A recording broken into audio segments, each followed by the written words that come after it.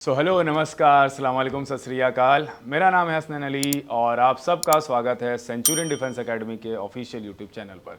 तो आज बेसिकली हम लोग ये जानने वाले हैं कि जो एनडीए में जीएटी का सेक्शन होता है और जीएटी में जो जीएस का पार्ट होता है बेटा, उस पार्ट को कैसे आप बहुत अच्छे तरीके से अटेम्प्ट कर सकते हो, क्या टॉपिक्स आप पढ़ो जिसकी वजह से जो है आप जीएस के सेक्शन में अच्छा स्कोर कर पाओ, और क्या वो स्ट्रेटेजी रहेंगी, क्या वो प्लान्स रहेंगे, वो सारी चीज़ें जो है हम लोग आज डिस्कस करने वाले हैं। जैसा कि यहाँ लिखा हुआ है cracking the NDA general studies GS exam. तो आज हम लोग बेसिकली जो है जीएस वाला जो पोर्शन है उस पर बात करने वाले हैं।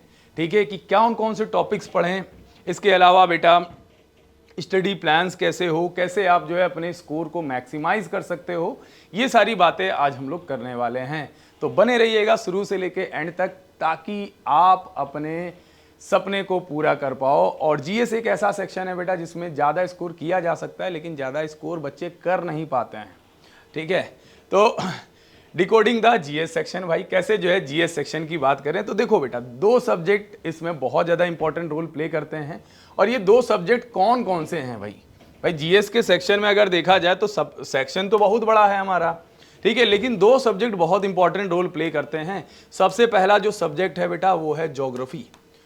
ज्योग्राफी का सेक्शन है और इस ज्योग्राफी के पार्ट से आपके 19 से 20, कभी कभी 22 क्वेश्चंस ऐसे चले आते हैं। और दूसरा जो सेक्शन है बेटा, सेकंड मोस्ट इंपॉर्टेंट सेक्शन है आपका हिस्ट्री का। ठीक है, हिस्ट्री में भी हम लोग को कहाँ पर ज़्यादा फोकस करना है, एंशिएंट पे करना है कि मेडिवल पे करना है कि मॉडर्न पे करना है, ट्रेंड के हिसाब से मैं आज आप लोगों को बताने वाला हूँ। इसके अलावा अगर हम बेटा बात करें कि और कौन कौन से सब्जेक्ट हैं, तो और जो है एक सब्जेक्ट है आपका पॉलिटी, ठीक है, एक सब्जेक्ट है आपका इकोनॉमिक्स और एक पार्ट जो रहता है आपका जिसे हम लोग कहते हैं करंट अफेयर्स। अगर हम बेटा इन सारे सब्जेक्ट्स में से कोई 3 सब्जेक्ट जो है चूज करें कि 3 सब्जेक्ट कौन से इंपॉर्टेंट हैं, तो एक तो बेटा सबसे टॉप मोस्ट आपकी प्रायोरिटी क्या होनी चाहिए, ज्योग्राफी, सेकंड पे आपकी हिस्ट्री और थर्ड पे जो है आपका क्या होना चाहिए, करंट अफेयर्स होना चाहिए। पॉलिटी और इकोनॉमिक्स की बात करें तो पॉलिटी से 2 या 3 सवाल आते हैं और इकोनॉमिक्स से भी 2 या 3 सवाल आते हैं। पॉलिटी और इकोनॉमिक्स के कुछ ऐसे टॉपिक्स हैं जहां से हमेशा से सवाल बनते आए हैं, वही सवाल हमेशा बनते आए हैं। ठीक है, तो उन टॉपिक्स को अगर हम लोग जान लें, उनको अच्छे से कर लें, तो हम लोग को बहुत ज़्यादा इन पे मेहनत करने की ज़रूरत नहीं पड़ेगी। ठीक है, तो स्कोप की बात करें, geography, history, polity, economics, general science का पोर्शन तो अलग ही रहता है और करंट अफेयर्स वगैरह जो है रहता है। ओवरऑल वेटेज की बात करें बेटा तो पूरे 900 नंबर में से 200 नंबर का जो है वेटेज होता है जीएस की है, जीएस का पोर्शन का। ठीक है, और यही जो है आपके रैंकिंग को ऊपर करता है। देखो, पास होना एक अलग बात है, ठीक है, और अच्छी रैंक लेकर आना वो अलग बात है। ठीक है, तो अगर आपको अच्छी रैंक लेकर आना है, ठीक है ना, टॉपर्स में शामिल होना है, तो जीएस में आपको अच्छा परफॉर्म करना ही पड़ेगा। ठीक है, जीएस में आपको बढ़िया और अच्छा परफॉर्म करना पड़ेगा।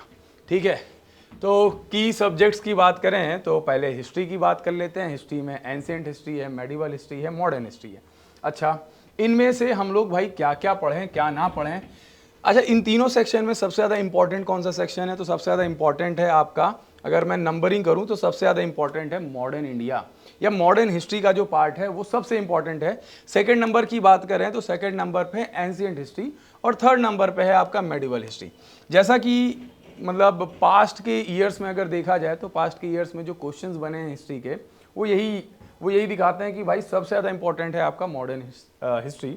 और इसमें जो है आपको जो इंडियन फ्रीडम स्ट्रगल है, ठीक है, इंडियन फ्रीडम स्ट्रगल है उस पर ध्यान देना है, खासकर इंडियन फ्रीडम स्ट्रगल पर जो है खासकर ध्यान देना है। और यहाँ पर कुछ टॉपिक्स और रखे हुए हैं जैसे इंडियन नेशनल मूवमेंट्स जो हुए हैं, इसके अलावा बेटा जो फेमस पर्सनालिटीज़ थे और उनके इम्पैक्ट क्या थे, जैसे गांधी जी हो गए, जैसे सुभाष चंद्र बोस हो गए, है ना, इनका इम्पैक्ट क्या रहा, ये सारी चीज़ें जो है आपके एग्जाम में पूछी जाती हैं। एंशिएंट हिस्ट्री की बात अगर करें तो one of the most important topic और हमारी पहली सिविलाइजेशन जिसे हम लोग इंडस वैली सिविलाइजेशन या हड़प्पन सिविलाइजेशन कहते हैं, ये जरूर से ज़रूर आपको पढ़ के जाना है। हर बार 1 से 2 क्वेश्चन आपको देखने को मिलते हैं।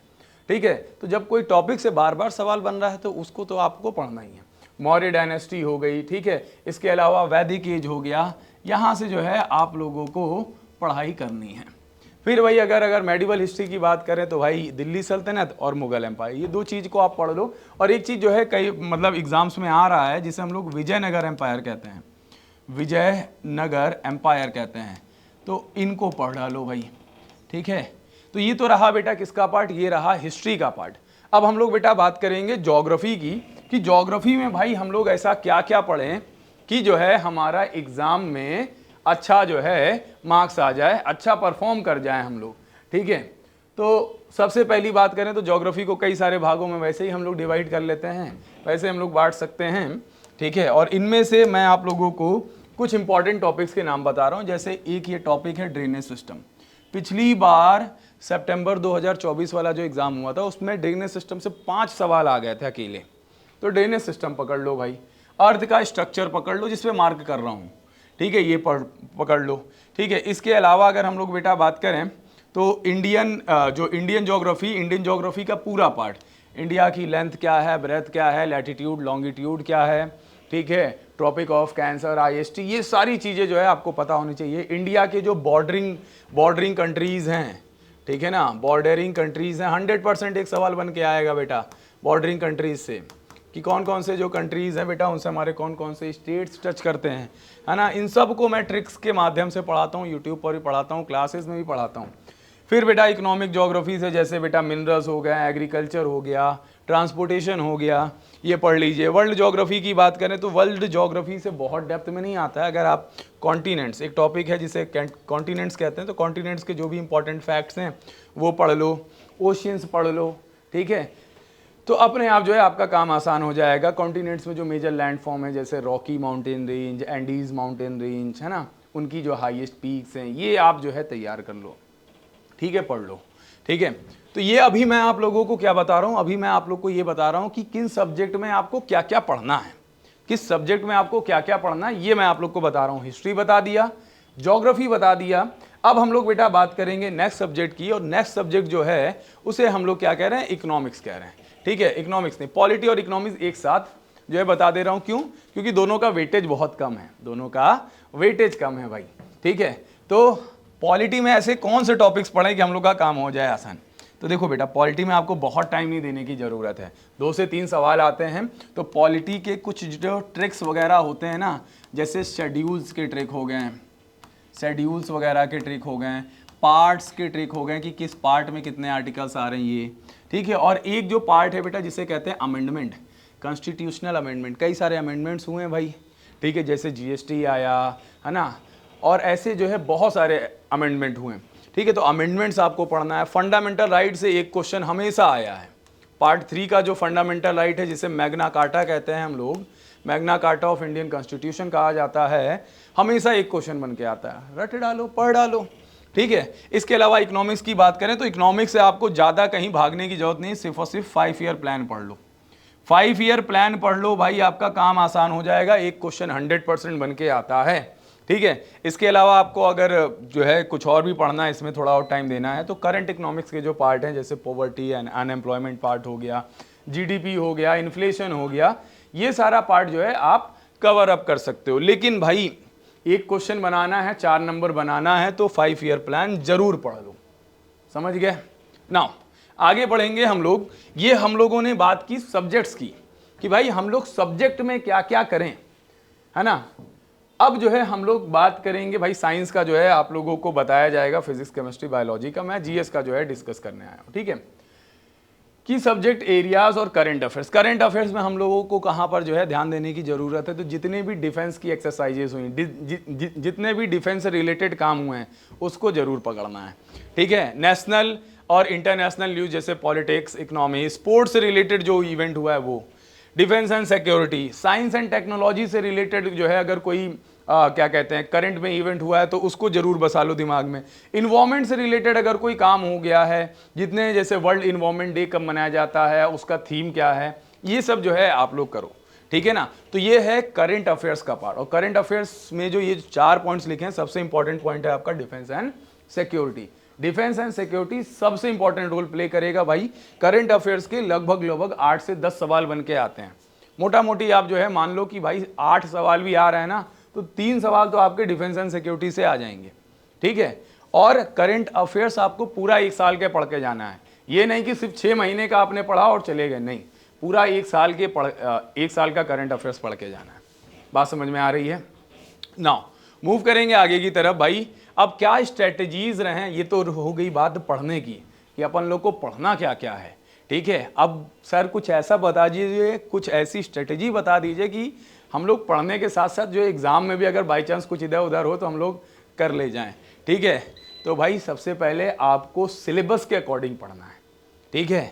ये नहीं कि कुछ भी पढ़ रहे हो, है ना, बहुत सारी चीज़ें हैं पढ़ने के लिए, है ना। एक एक सब्जेक्ट पे लोग 4-4 साल बिता देते हैं, समझ गए, पीएचडी करते हैं एक सब्जेक्ट पे, ठीक है। तो आपको सिलेबस के अकॉर्डिंग पढ़ना है और जो एग्ज़ाम में आता है उसके अकॉर्डिंग पढ़ना है। आपको थोड़ा सा फोकस करना है एनसीईआरटी पर। एनसीईआरटी आपको क्लास 6 से लेकर क्लास 12th तक का जो पार्ट है जीएस का, उसको बस पढ़ डालना है। ये नहीं कि जो है उसको रट्टा मारो, नहीं, बस जैसे कहानी होती ना, उस कहानी की तरह जो है उसको एक बार पढ़ डालना है। एक बार पढ़ोगे उतना मज़ा नहीं आएगी, लेकिन जब दूसरी बार आप करोगे ना तो आपको चीज़ें समझ में आने लगेगी। और एनसीईआरटी से ही क्वेश्चन बनते हैं भाई, कोई भी कॉम्पिटिटिव एग्जाम ले लो, एनसीईआरटी बहुत इंपॉर्टेंट रोल प्ले करता है। इसके अलावा बेटा मॉक टेस्ट, मॉक टेस्ट आपको वीकली लगाना है, पर वीक, हर दिन, हर वीक, हर सप्ताह जो है आपको क्या लगाना है, मॉक टेस्ट लगाना है भाई। आपको क्या लगाना है, मॉक टेस्ट लगाना है और उसकी एनालिसिस करनी है। बात करें अपने यहाँ सेंचुरियन डिफेंस एकेडमी में, तो यहाँ पर हर वीक मॉक टेस्ट होता है, हिंदी इंग्लिश दोनों में रहता है, उसकी एनालिसिस भी टीचर कराता है, ठीक है। इसके अलावा टाइम मैनेजमेंट बहुत ज़्यादा ज़रूरी है, ठीक है। आपको कोचिंग में कितना पढ़ना है, यूट्यूब से कितना पढ़ना है, सेल्फ स्टडी कितनी करनी है, इसका मैनेजमेंट होना चाहिए। और मैनेजमेंट बेटा क्या होता है, तो मैनेजमेंट जो है ये होता है 2:3 का रेशियो होता है। यानी कि अगर आप 2 घंटे जो है कोचिंग में दे रहे हो, ठीक है, तो 3 घंटे जो है आप सेल्फ स्टडी कर रहे हो, ठीक है। तो ये जो है 2:3 का रेशियो लेके चलो।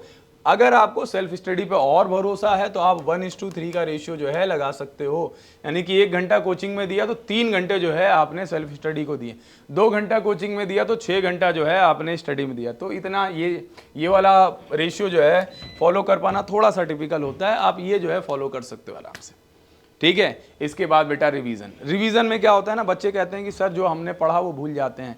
भूलते इसलिए क्योंकि आप छोड़ते चले जाते हो ना, ठीक है। जो जिस दिन पढ़ा बेटा वो उस दिन रिवीजन कर लो, ठीक है। और फिर बेटा एक दिन जो है आप डिसाइड कर लो कि इस दिन जो है हम सिर्फ और सिर्फ रिवीजन करेंगे हफ्ते में, चाहे आप सैटरडे निकाल लो या फिर आप संडे निकाल लो, ठीक है। और आप उस दिन दिमाग में डाल लो कि कुछ नया नहीं पढ़ेंगे, इस वीक में जितना हमने पढ़ा है वही रिवाइज करेंगे, समझ गए। तो ऐसे अगर काम करोगे तो आपका काम आसान होगा, ऐसे करोगे तो आपका काम आसान होगा। चलिए कुछ बातें और कर लेते हैं भाई हम लोग। सैंपल स्टडी प्लान, ठीक है।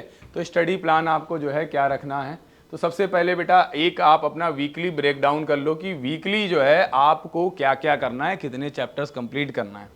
फिर जो है वीकली ब्रेक डाउन करने के बाद उसी के अकॉर्डिंग जो है डेली जो है शेड्यूल बनाओ। कभी कभी क्या होता है ना, कुछ ऐसी एक्टिविटीज़ पड़ जाती हैं, कुछ ऐसा काम पड़ जाता है कि उस दिन आप नहीं काम कर पाते, तो उसके अगले दिन जो है आप ज़्यादा टाइम देके जो है कर सकते हो।